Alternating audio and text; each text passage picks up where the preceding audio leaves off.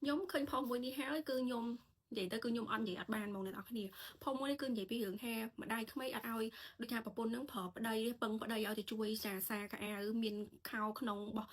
chụp bà pôn này phụ khai gì ôn đại xem chẳng chắc bất đắc hưởng gì ôn cha hưởng gì ôn hưởng hong xôi em xem nữa ấy tao ngó cái này bên gì bị hưởng hong xôi gì ôn trong một đây bà pôn với nhá cứ mình mẹn cắt liếp đầu xa ta hưởng chui càng như thế cái này anh ấy nhôm vậy bị ba chùm nữa chứ mùi nâng hưởng bị chia xa lia cái này chung mong phong snap tại cho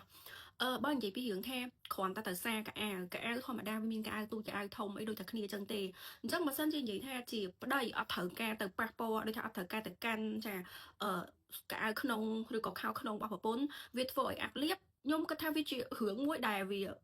awkward អស្ចារ្យមែនតើហ្មងអានេះគឺគ្រាន់តែជាជំនឿមួយដែលនិយាយដែលភាគច្រើនហ្មងគឺពាក្យចាស់បុរាណហ្នឹងដាក់គំនាបហ្នឹងទៅលើមនុស្សស្រីតែម្ដងដាក់គំនាបទៅលើមនុស្សស្រីហេតុអីមកខ្ញុំនិយាយអញ្ចឹងគឺឲ្យមនុស្សស្រីហ្នឹងគឺមានអារម្មណ៍មានមួ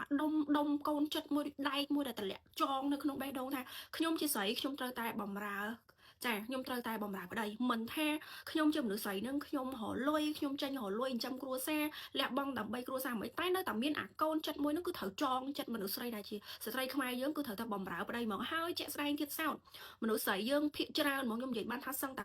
98%ដែលជាមនុស្សស្រីខ្មែរគឺបំរើប្តីចឹងហ្មងមិនថាទៅដល់ស្រុកណាអ្នកទាំងអស់គ្នាគឺនៅតែមានចិត្តមួយដែលស្រឡាញ់នៅឃើញតែខ្លួនឯងជាស្ត្រីមេផ្ទះអញ្ចឹងការងារផ្ទះបើធ្វើបានឲ្យតែឆ្លៀតពីតនេពីការងារហ្នឹងគឺធ្វើហ្មងអត់ដែរខ្វល់ថាអូចង់ឲ្យប្តីជួយប៉ុន្តែពេលខ្លះទាំងអស់គ្នាប្តីក៏ត្រូវការជួយយើងដែរប្រុសខ្លះក៏ជួយខ្ញុំឧទាហរណ៍ជាក់ស្ដែងបាត់យកឧទាហរណ៍អ្នកណាទេឲ្យបងប្អូនខាងនិយាយតែប្តីខ្លួនឯងពួកខ្ញុំទាំងនិយាយរឿងប្តីគេវាអត់កើតព្រោះខ្ញុំអត់ដែរបានទៅនៅមួយប្តីគេអញ្ចឹងខ្ញុំនិយាយតែរឿងប្តីខ្ញុំនឹងឯងអញ្ចឹងបើនិយាយពីដល់ថារឿងគាត់តាសារកៅអៅប្តីខ្ញុំបោកតាំងកៅអៅបងប្អូនចាប្តីខ្ញុំគឺបោកកៅអៅប្រពន្ធតែម្ដងហើយសួរថាចែអូប្តីធ្វើការផ្ទះអញ្ចឹងធ្វើឲ្យអាប់អោនកិត្តិយសគាត់អត់ទេទាំងអស់គ្នាគាត់ធ្វើការនៅក្នុងកម្រិត management នៅក្នុងក្រុមហ៊ុនយក្សមួយដ៏ធំគាត់នៅតែធ្វើការគាត់ថ្ងៃហើយតំណែងគាត់នៅតែបន្តឡើងចាស៊ីសងទៅលើចា performance របស់គាត់ធ្វើការបានល្អចាឋានៈគាត់ឡើងខ្ពស់ប្រាក់ខែគាត់ឡើងខ្ពស់គឺឡើងតាំងពីខ្ញុំការជាមួយប្តីខ្ញុំមកដល់ឥឡូវគឺប្តីខ្ញុំអត់ដែរមានពេលណាដែលជីវិតគាត់ចោលទេហើយបើនិយាយពីរឿងថាគាត់ធ្វើការផ្ទះវិញគាត់ជួយការងារផ្ទះខ្លាំងមែនទែនបើផ្ទះ clean ផ្ទះនិយាយទៅការងារ clean ផ្ទះខ្ញុំនិយាយប្រាប់បងប្អូនដែលគាត់ follow page ខ្ញុំមិនដាច់គឺគាត់ប្រកាសជាដឹងរឿងហើយគឺគាត់តែងតែជួយធ្វើការផ្ទះជាប្រចាំ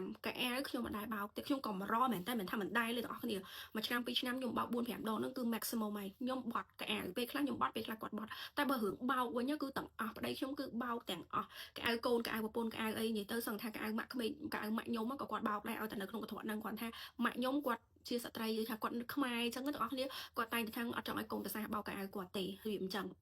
ងគាត់សុកចិត្តដាក់ម៉ាស៊ីនអីខ្លួនឯងឬក៏ជួនកាលគាត់ប្រើខ្ញុំអញ្ចឹងតែភាគច្រើនគឺគាត់ធ្វើខ្លួនឯងព្រោះយើងប្រើម៉ាស៊ីនទេអត់ប្រើដៃទេចាការងារផ្ទះគាត់ជួយការងារផ្ទះអញ្ចឹងខ្ញុំត្រឡប់មកវិញខ្ញុំចង់ប្រាប់បងប្អូនថាអត់មានសាបយអូនអីអត់មានយអូនដាក់អីគ្រាន់តែប្តីទៅជួយការងារផ្ទះប្រពន្ធទេត្រឡប់មកវិញវាគឺជារឿងមួយដែលប្រពៃខ្លាំងមែនតើហេតុអីវាខ្ញុំគិតថាវាជារឿងមួយដែលធ្វើឲ្យគ្រួសារមានសុភមង្គលនៅពេលដែលប្តីឆ្លៀតជួយមួយផ្លែតហ្នឹងខ្ញុំប្រាប់ដល់គ្នាបើសិនជាបងប្អូនប្រុសកំពុងតែមើលវីដេអូនេះដូចថាបងប្អូនអត់ដែរជួយលាងចានទេណាប៉ុន្តែស្រាប់តែថ្ងៃហ្នឹងបងប្អូនចិត្តល្អមែនតើទៅជួយលាងចានប្រពន្ធតែម្ដងចាទៅជួយលាងចានក៏ជួយជូតចានប្រពន្ធរៀបដាក់ចូលទូតែម្ដងប្រពន្ធអ្នកនរគ្នានឹងមានអារម្មណ៍ថាសប្បាយចិត្តខ្លាំងមែនតើគាត់នឹង appreciate ខ្លាំងមែនតើទោះបីជាអ្នកខ្លះគាត់អៀនគាត់មិនចេះនិយាយអីច្រើនប៉ុន្តែខ្ញុំហ៊ានធានាជូនអ្នកនរគឺគាត់សប្បាយចិត្តខ្លាំងគាត់គាត់ថាចេះអូប្តីមកជួយការងារផ្ទះណាទាំងអស់គ្នាទាំងដែលចានហ្នឹងគឺញ៉ាំទាំងអស់គ្នាផ្ទះហ្នឹងនៅទាំងអស់គ្នាខោអាវបើបោកស្លៀកពាក់វិញមកកធុនហ្នឹងមកកឆែហ្នឹងមកម៉ាស៊ីនហ្នឹងមកគឺមានកៅខ្លួនឯងកៅប្តីកៅកូនចាគឺជុំគ្នាគឺស្លៀកពាក់គឺប្រើទាំងអស់គ្នាការខំប្រឹងប្រែងចាប្តីទៅធ្វើការរលុយមកចិញ្ចឹមគ្រួសារប្រពន្ធនៅផ្ទះមើលថែគ្រួសារហើយអ្នកនៅផ្ទះនេះទាំងអស់គ្នារវល់ហើយគេមិនសូវឲ្យតម្លៃទៀតប៉ុន្តែអានឹងជំនាន់មុនទេអញ្ចឹងជំនាន់នេះបរោះចាបងប្អូនបរោះយើងជាច្រើនគាត់បានយល់ហើយពីគុណតម្លៃនៃស្ត្រីដែលគាត់នៅផ្ទះទាំងអស់គ្នាអ្នកនៅផ្ទះតាំងពីព្រឹកវល់ល្ងាចជួនកាលបានសិតសក់ផងខ្ញុំនិយាយឧទាហរណ៍នេះដូចសក់ក្បាលខ្ញុំនេះអញ្ចឹងបងប្អូនចាខកពីព្រឹកមកងូតទឹកហើយសិតតែម្ដងហ្នឹងចាសិតតែម្ដងហើយក៏បួចមកដល់ស្មាននឹងអ្នកនរគ្នានឹងនៅផ្ទះតែសួរថាចេះបើឲ្យគេរៀបរាប់បើទាំងអស់គ្នាសួរថាឲ្យរៀបរាប់ថាស្ត្រីនៅផ្ទះធ្វើអីខ្លះឲ្យអង្គុយរៀបរាប់ចាអង្គុយទៅសេបាយអូហូស្តឹមពីព្រោះអីទាំងអស់គ្នាធ្វើអានេះបន្តិចអូកូនហៅទៅនោះបន្តិចរត់ចុះរត់ឡើងពេញហ្នឹងតែដល់ពេលយើងទៅធ្វើការឲ្យគេចូលទៅក្នុង office ទៅយើងធ្វើការ office ការងារយើងធម្មតាការងារ office វាមានពេលតនេវាមានពេលរវល់ប៉ុន្តែបើយើងនៅផ្ទះមើលកូនវិញគឺរវល់រាល់ថ្ងៃរាល់ពេលហើយខ្ញុំនិយាយពីរឿងហងស៊ុយយូអូនជាប្តីជាប្រពន្ធសម្រាប់ខ្ញុំខ្ញុំអត់ដឹងថាគេមកចេះសម្រាប់ខ្ញុំ ហុងស៊ុយដែលយើងអាចឲ្យប្តីប្រពន្ធបានណាទាំងអស់គ្នាគឺការញញឹមស្រស់ស្រាយចាធ្វើឲ្យគ្នាមានអារម្មណ៍សប្បាយចិត្តធ្វើឲ្យគ្នាមានអារម្មណ៍ធូរស្រាលអាហ្នឹងឯងគឺជាហុងស៊ុយការពិតទាំងអស់គ្នាសម្រាប់ខ្ញុំណាស្អីក៏ដោយគឺសំខាន់ជាងគេគឺទៅលើផ្លូវចិត្តបើសិនជាយើងអាចធ្វើអីបានឲ្យគ្នានិងគ្នាសប្បាយចិត្តឲ្យប្តីសប្បាយចិត្តដោយសារប្រពន្ធសប្បាយចិត្តដោយសារប្តីគឺអបរិយាកាសនៅក្នុងគ្រួសារហ្នឹងបើគេនិយាយពីរឿងថាហុងស៊ុយចំហាយនៃភាពជោគជ័យលៀបសការៈហ្នឹងគឺមកហ្មងហើយអ្នកនរគ្នាសាខ្ញុំត្រូវតែប្រាប់បងប្អូនថាចេះសាមើលសាផឹកឡើងថើប្រពន្ធថើប្តីមុនទៅធ្វើការមើលរៀបគេង good night និយាយ good night មួយគ្នាថើប្តីថើប្រពន្ធមកខ្សើតមើលបើនៅឆ្ងាយគ្នាអាច message ក៏បានអាច call ក៏បានទាំងអស់គ្នានឹងមានអារម្មណ៍មួយផ្សេងចាទាំងអស់គ្នានឹងមានអារម្មណ៍មួយផ្សេងថាអូអានេះជាក្តីស្រឡាញ់ជាភាពកក់ក្ដៅមួយដែលអត់ប្រើលុយសោះចាជាក្តីស្រឡាញ់មួយដែលអត់ប្រើលុយសោះពេលខ្លះយើងច្រើនតែភ្លេច appreciate ខ្លួនឯងហើយដូចខ្ញុំនិយាយត្រឡប់ទៅក្នុង topic pick យើងវិញដែលនិយាយថាគ្រាន់តែជួយការងារប្រពន្ធវាទៅជាការអភិរក្សគឺអត់ពិតហ្មងខ្ញុំហ៊ាននិយាយថាគឺអត់ពិតហ្មងចាគឺអត់ពិតទេអ្នកនរគ្នាអ្នកដែលធ្វើឲ្យអភិរក្សគ្រួសាររបស់យើងគឺភាពផិតក្បត់ភាពមិនជួយគ្នាភាពមើលបំណាំគ្នាភាពទម្លាក់កំហុសឲ្យគ្នាភាពមិនព្យាយាមស្វែងយល់មើលចំណុចល្អរបស់គ្នាមើលតែចំណុចអាក្រក់ជួនកាលគ្នាល្អ10យ៉ាងប៉ុន្តែខ្ញុំនិយាយយើង10បន្ទុកចាជួនកាលគ្នាធ្វើបានល្អ7 8 6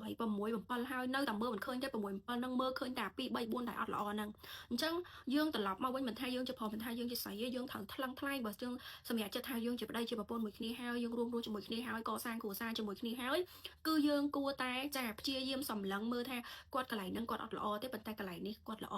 ហើយយើងក៏ត្រូវសម្លឹងមើលខ្លួនឯងដែរយើងក៏អត់ perfect ដែរចាយើងផ្ទាល់ខ្លួនឯងដែលយើងចេះតែខឹងគេចេះតែអន់ចិត្តហ្នឹងយើងក៏មានកន្លែងចំណុចណាដែលអន់ដែលគេមិនពេញចិត្តដែរគ្រាន់តែថាពេលខ្លះមនុស្សប្រុសគេអត់និយាយអ្នកនរគ្នាពួកមនុស្សប្រុសគេមិនមែនមាត់ច្រើននិយាយចរិតមនុស្សប្រុសភាគច្រើនគឺគាត់អត់សូវនិយាយអីទេចាមិនដូចយើងមនុស្សស្រីចាចឹងទេអញ្ចឹងគេអត់សូវនិយាយទេតែបើអ្នកនរគ្នាចង់ដឹងថាអូនអត់ល្អត្រង់ណាចង់ឲ្យបងឯ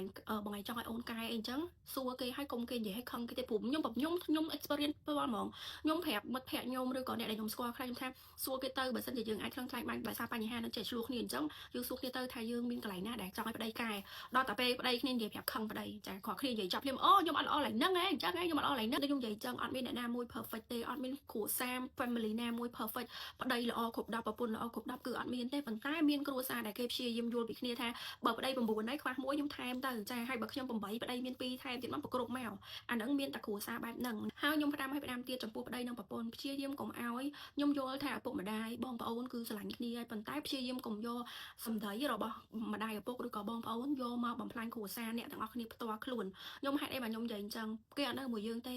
ខ្ញុំនិយាយចេះម្ដាយឪពុកក៏ដោយចាម្ដាយឪពុកក៏ដោយមិនថាឪពុកក្មេកឪពុកបកើតម្ដាយបកើតម្ដាយក្មេកឬក៏បងប្អូនបកើបងប្អូនសាច់ថ្លៃគឺគេអត់បាននៅផ្ទះជាមួយយើងទេទោះជាក្នុងករណីនៅផ្ទះជាមួយគ្នាក៏គេអត់បានរួមបន្ទប់ជាមួយយើងដែរហើយអ្នកដែលគាត់មានប្តីមានប្រពន្ធនោះគឺបងប្អូនយល់អីដែលខ្ញុំនិយាយហើយយើងជាប្តីជាប្រពន្ធមានរឿងជាច្រើនដែលអ្នកដទៃទោះបីជានៅផ្ទះជាមួយយើងក៏អត់គេអាចអត់ដឹងបានដែរគឺមានតែយើងនឹងប្តីយើងនឹងឯងដែលយើងដឹងច្បាស់ថាអីជាអីអញ្ចឹងកុំព្យាយាមយកសម្ដីចាអ្នកដតៃខ្ញុំនិយាយថាអ្នកដតៃចាស់ដែលមិនមែនជាសង្គមគ្រួសារទូចអ្នកទាំងអស់គ្នាគ្រួសារទូចពេលហ្នឹងគឺខ្ញុំសំដៅទៅលើប្តីប្រពន្ធនិងកូនអ្នកទាំងអស់គ្នាផ្ទាល់នឹងឯងកតាបកិច្ចរបស់យើងគឺថែគ្រួសារអ្នកទាំងអស់គ្នានឹងឲ្យល្អចាគឺយើងការរៀបអាពាហ៍ពិពាហ៍មកគឺប៉ុណ្ណឹងពីព្រោះខ្ញុំប្រាប់អ្នកគ្នាថាឪពុកម្ដាយស្រឡាញ់យើងប៉ុណ្ណាក៏ដោយក៏យើងបាយផ្ទះចាកូនយើងគឺគាត់គេធំធ្ងន់ទៅគេមានប្រពន្ធមានកូនគេទៅចោលយើងអស់ហើយនៅតែប្តីហើយប្រពន្ធយើងនឹងទេដែលនៅមើលថែគ្នាដល់ចាស់អញ្ចឹងបើសិនជារឿងអីដែលយើងអាចចាដោះស្រាយគ្នាបានយកគ្នាបានយើងយកទៅកុំព្យាយាមយកចាសម្ដីពីឆ្វេងពីស្ដាំយកមកដាក់ក្នុងចិត្តច្រើនពេកអញ្ចឹងខ្ញុំសង្ឃឹមថាវីដេអូនេះវាអាចជាការដូចថាផ្ដល់ tip តិចតួចជូនដល់បងប្អូនដែលគាត់ចាទៅរៀបការពេលខ្លះចេះតែលកម្មលកូនគ្នាដោយសារអញ្ចឹងណាហើយត្រឡប់មកវិញខ្ញុំនិយាយអញ្ចឹងការជួយការងារប្រពន្ធណាវាមានបបាត់ហុងស៊ុយអ្នកនរគ្នាទេអរគុណច្រើនជម្រាបលាបាយបាយ